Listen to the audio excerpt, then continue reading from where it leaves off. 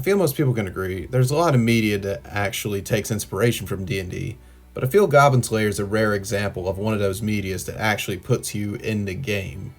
Instead of what we've become used to, where a D&D media will usually have you watching a bunch of people play the game in the world, this actually shows you the characters from their perspective.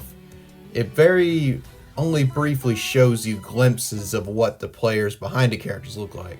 But other than that, it's simply just the characters interacting with the world, their fears, their struggles, and only has you focusing on that. So that begs the question, is Goblin Slayer a good representation of D&D? Because there's a good bit of anime fans that probably never played D&D before that mainly found out about it because of this. So, over the course of this video, I hope to talk about, is Goblin Slayer a good representation of D&D, what they got right, what they got wrong, and overall just give my thoughts on it. But be warned, there's going to be some sensitive topics I talk about in this video, and some of the imagery in the background is going to be pretty bloody. Goblin Slayer is a pretty dark show, so I just wanted that to be known. But yeah, let's get started. Let's roll initiative, people. Also, for the sake of discussion, there will be spoilers, so be warned. The story starts off interesting enough in one of the backstories of the characters. It goes over the original origin story of Priestess. Just a young, bright-eyed adventurer straight from the church who's just wanted to do good in the world, and by doing so, become an adventurer and help people. But over the course of this episode, you learn everything does not go as she expected, as her first adventuring party meets an unfortunate end, with there being 2 survivors, her the only one being left unscathed. Well, mostly.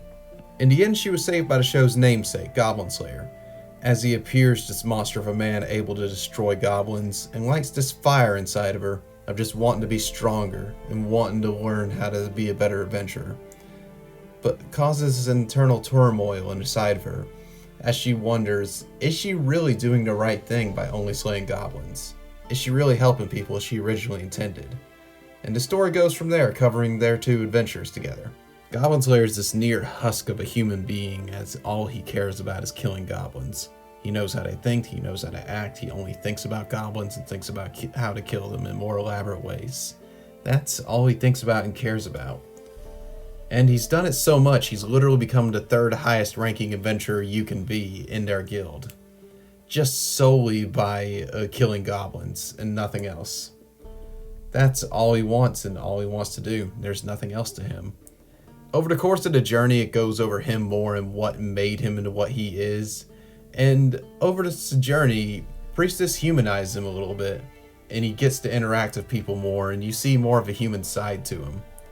But for the majority of the story, all he is this nearly as big as a monster as the goblins himself, as all he cares about is killing them, just continuing this cycle of violence over and over again. He's nearly a murder hobo in D&D just for goblins. Other than that, he's a perfectly fine adventurer. Well, depending on your definition of perfectly fine. Once the backstory's over and you get more established into the actual characters of Goblin Slayer Priestess, I feel the actual quote-unquote campaign starts, where you get to meet the rest of the party, which would be the High Elf Archer, the Lizard Folk Priest, and finally the Dwarven Druid. He's called a shaman, but in D&D terms, he seems closest to a druid. And over the course, you get to see the party dynamic develop, and it's a pretty interesting party. I like them.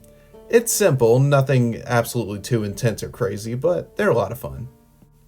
And when I say simple, I don't mean that as a bad thing. Just how they do it's a little different in most approaches. Everyone just simply has a title. I don't think anyone in the entirety of the show, even the extra characters, have an actual name. Everyone goes by a title. Just simply the Dwarf, the High Elf, Goblin Slayer, Priestess, the Lizard. All just names like that. And that's fine. It feels like they're just having fun with an adventure. They're not really trying to go anything deeper than that. I feel in that it really just hammers in the fact this is an RPG. Everyone has a role to fulfill, and they're just here to fulfill it and have fun with the character they got. And with that being said, I feel like each character actually has a role to fulfill, and they do it really well. I think it's a strength of the show. Even the NPCs, I feel like, have an actual role to fulfill in this grand scheme of things. But the party especially does it well, where they fulfilled a classic party build. Goblin Slayer's the up-close fighter, The dwarf is the spellcaster, the priestess is the healer, the high elf is the archer, and the priest fulfills this secondary up-close role and a secondary healer role. It's a little more interesting. He's close to a war cleric, if anything. Another direct D&D reference is actually when the priestess joins the guild, she actually has to fill out a character sheet. Goblin Slayer had to do the same thing when he joined in the Year 1 prequel manga, which I would recommend. It's a good manga. And talking to the guild girl actually mentioned that Goblin Slayer is a multi-class. He's part scout or rogue, it seems to be called. He's part fighter and he's part ranger. Literally all took those levels specifically simply to kill goblins. So I thought that was an interesting little touch that he goes into the multi-class stereotype of he may not be good at a lot of things, but what he built his character to do, he could do absolutely amazing in. So that is something I thought was pretty neat, because even the guild girl mentioned that he was poorly optimized character. But little did she realize he was really good at what he wanted to do. He didn't really intend he'd ever be killing anything else, but still, when he encounters other things, he's done pretty good for himself as well with his own cunning and wit. Because even to other adventurers, he's still a very dangerous, powerful man, and has dealt with a lot. He didn't get to the third highest rank of adventurer just by messing around. He's gained a lot of skills over time. I mean, even with goblins being low XP, you kill enough of them, you'll get to level 20 eventually. Which is hard to say what level exactly he'd be, but he's still pretty strong. And now on to when it comes to his wit. He had a moment that I'll probably never forget. And it reminded me of one time, I'll never forget when a player who's a halfling asked me, "Hey, can I use my decanter endless water as a jetpack?" And that blew my mind, but looking over it, it made sense to how he could do it just for a short burst to get an extra jump in. And yeah, it made sense, so I let him do it. And Goblin Slayer had a moment like that in the story that I want to talk about. That being said, there was a very interesting use of a magical item in this show as well, which I feel is one of the best aspects of D&D. Since it's creative storytelling and world building, you can see so many creative ideas and methods getting employed. I'm still blown away by some of the creativity in my players show. And this, I feel like, was a moment where it was definitely a player finding a loophole in an item that made an insane difference. So over the course of his journey, Goblin Slayer somehow got a hold of a spell scroll, and he decided to use a spell scroll of gate as a weapon, where it was perfectly meant to be this escape route from a dungeon. He decided to, instead of linking the gate to somewhere safe, he linked it to the bottom of the ocean. So it became what was normally an escape became a weapon, as opening the gate unleashed this insane torrent of water at a very high pressure, completely devastating this ogre.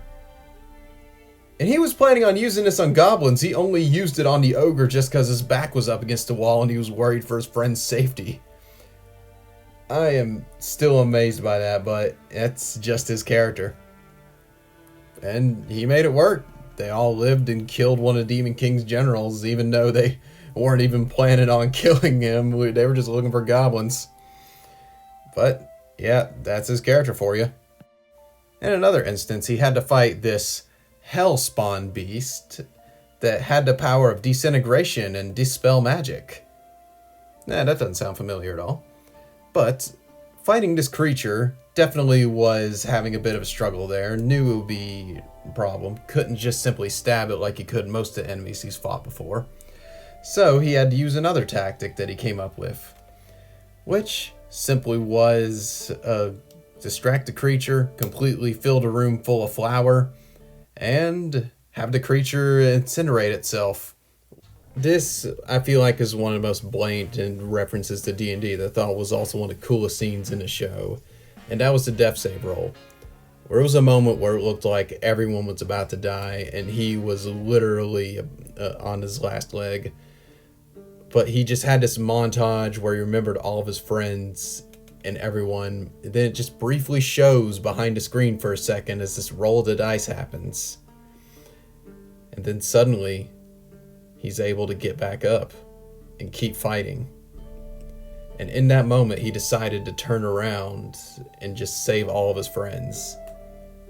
And in doing so, completely changed the tide of the battle. As he got up, then he rolled a nat 20 on a sneak attack. Then he rolled nat 20 on intimidation multiple times. And that was about the extent of that fight. That was one of the hypest things to me ever, and I thoroughly enjoyed that scene because that kind of solidified, yeah, this is a D&D story. Isn't something that specific would happen. And at least it kind of explained your stereotypical anime character too angry to die thing. Or he was just a barbarian, I don't know. But while we're at it, I think technically a lot of anime characters are simply barbarians. The louder you scream, the stronger you get, apparently. Sounds familiar, don't it? So now here we are at the end, and now to give my final answer, I should explain, I wanted to hammer in a lot of the points I made throughout the video just to really give this idea of, I think there are some good aspects you could take, but is Goblin Slayer a good representation of D&D? It's a yes and no question. Definitely should never be a one-to-one recreation, but there are some aspects that are really good. Like I laid out through the video, the camaraderie, the roles people have, everyone has a role in the story. I feel like there's very few things that aren't really fleshed out when it comes to the characters. Everyone usually has something to do out of combat, in combat, roleplay wise. Everyone is able to add to the party, and that's a good thing to establish and have a good dynamic. Also, the creativity is just amazing in the show, all the crazy stuff they come up with. And some stuff I didn't get to talk about as much is the creativity behind the goblins.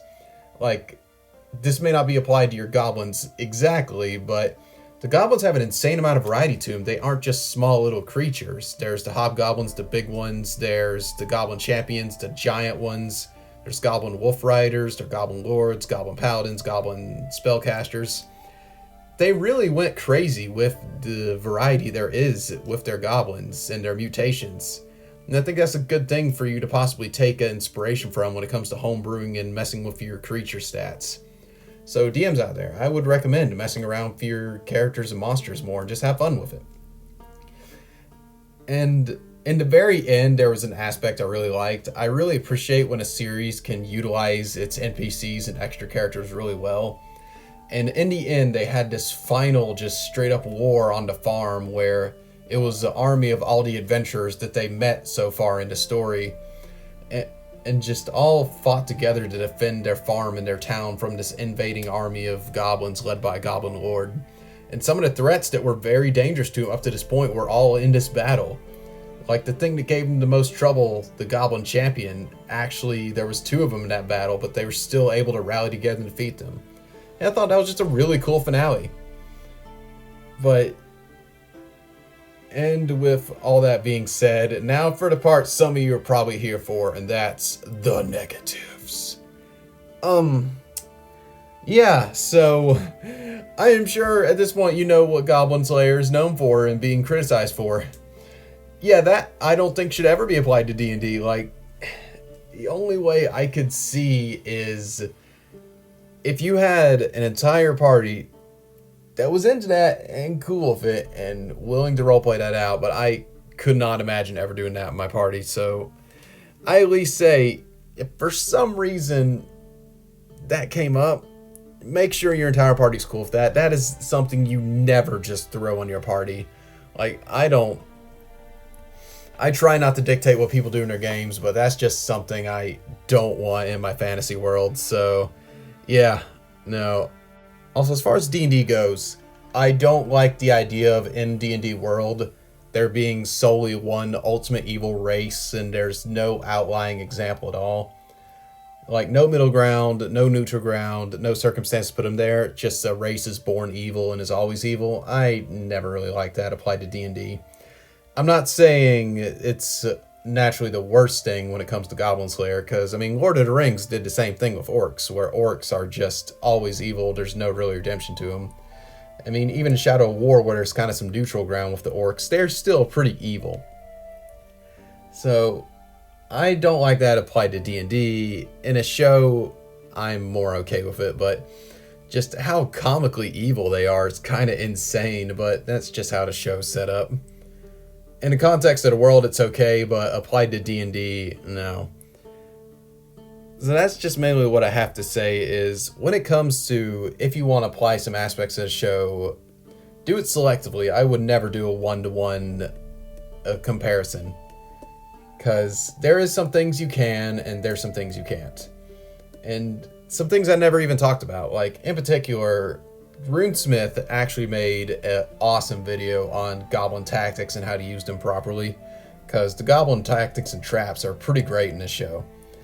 But he already did such a good job, I don't want to talk about it, but I will give highlight to one of my favorite ones because it was such a simple but effective trap, and that was the goblin totem from the very first episode.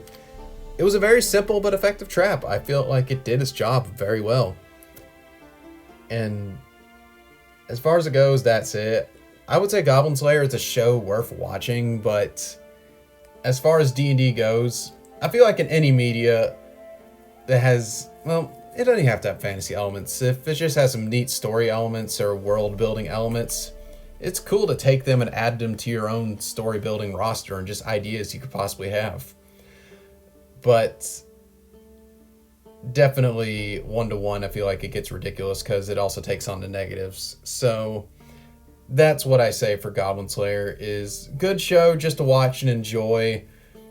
Has some creative stuff to it, and it's a good fantasy show. But as far as it goes for D&D, I'm not sure if it really constitutes fully as what you'd expect from a D&D game. I don't think Gary Gygax intended this when he made it, but it's still a good show to me in the end. Hey, new haircut. Who's this? So I hope you guys enjoyed that video. Definitely different to what I normally do. I've debated on doing videos like that for a while now because aside from D&D, the other thing I spend too much time on is anime and video games, so thought why not. And I don't know, I rewatched Goblin's Crown the other day actually and thought, this may actually be an interesting video topic because I thought it was worth talking about for people who may not know too much about either subject and figured there should be a kind of in-between video. So I made it. I had fun doing it anyway, so yeah, if you guys enjoyed it, want more videos like this, let me know. I still got more of my normal videos in the works, just things are still crazy right now, but more skits and all that fun stuff's coming, don't worry. I'm trying to just keep up the schedule the best that I can now, so thank you guys. Remember to like, comment, subscribe. I still find out most of the people that watch my videos are not subscribed to me. Come on, guys. Let's see how far we can go with this. So, but thank you, everybody. Bye. See you later. Want more videos like this? Should be right up here.